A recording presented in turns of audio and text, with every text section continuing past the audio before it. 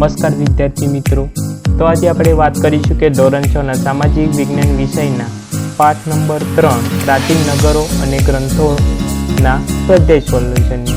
તો ચાલો આપણે આ વિડીયો ચાલુ કરીએ।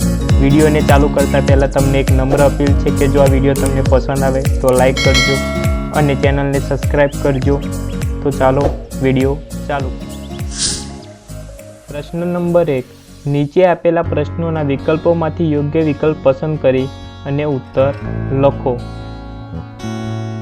તો પ્રથમ પ્રશ્ન છે કે સિંધુ ખીણની સભ્યતાના અવશેષો સૌપ્રથમ કયા સ્થળેથી મળી આવ્યા? તો એનો જવાબ આવશે હડપ્પા। બીજો પ્રશ્ન છે કે હડપ્પીય સભ્યતાનું કૃષિ ક્રાંતિનું મથક કયું હતું?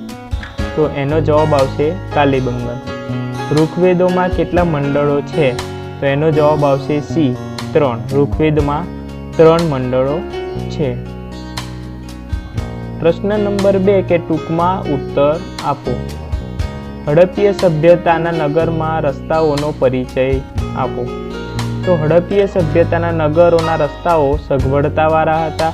શહેરમાં મુખ્ય 2 માર્ગો હતા, એક ઉત્તરથી દક્ષિણ અને બીજો પૂર્વથી પશ્ચિમ જાય। અહીંયા માર્ગોને સમાંતર શ્રેણીઓ આવેલી હતી। રસ્તાઓ એકબીજાને કાટખૂણે મળતા હતા। આખું નગર ચોરસ અને લંબચોરસ વિભાગોમાં વહેંચાઈ જાય એવી રીતે રસ્તા અને શેરીઓનું આયોજન કરવામાં આવ્યું હતું। જાહેર રસ્તાઓ પર રાત્રિ હડપ્પીય પ્રજાની સર્જન શક્તિ અને કલા કારીગરી રમકડામાં વ્યક્ત થાય છે। આ વિધાન આપણે સમજાવવાનું છે। તો તેનો જવાબ આવશે કે હડપ્પીય સભ્યતાના અવશેષોમાં રમકડા મળી આવ્યા છે તે દર્શાવે છે કે આ સમયના લોકો બાળપ્રેમી હતા। સિંધુ ખીણની સભ્યતાના લોકો પોતાના બાળકો માટે વિવિધ પ્રકારના રમકડા બનાવ્યા હતા। તેમાંથી પંખી આકારની સિસોટીઓ, ઘૂઘરા, ગાડા, લખોટી, પશુ પક્ષી અને સ્ત્રી પુરુષ આકારના રમકડા હતા। માથું હલાવતું પ્રાણી, ઝાડ પર ચડતા વાનરની કરામત દર્શાવતા રમકડા મુખ્ય છે। આ પરથી કહી શકાય છે કે હડપ્પીય પ્રજાની સર્જન શક્તિ અને કલા કારીગરી રમકડામાં વ્યક્ત થાય છે।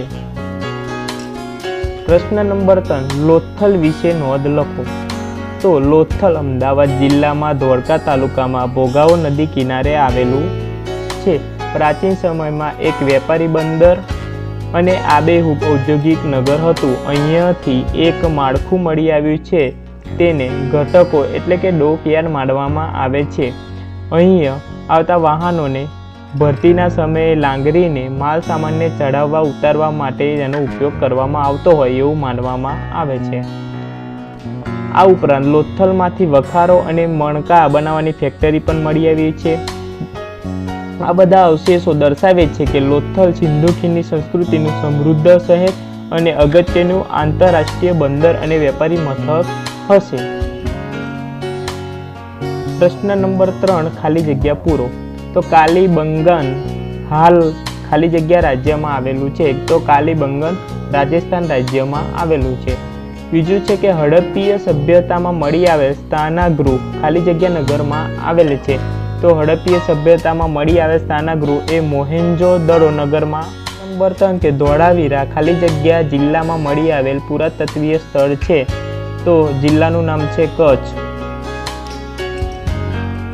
નીચેના વિધાનો ખરા છે કે ખોટા તે જણાવો।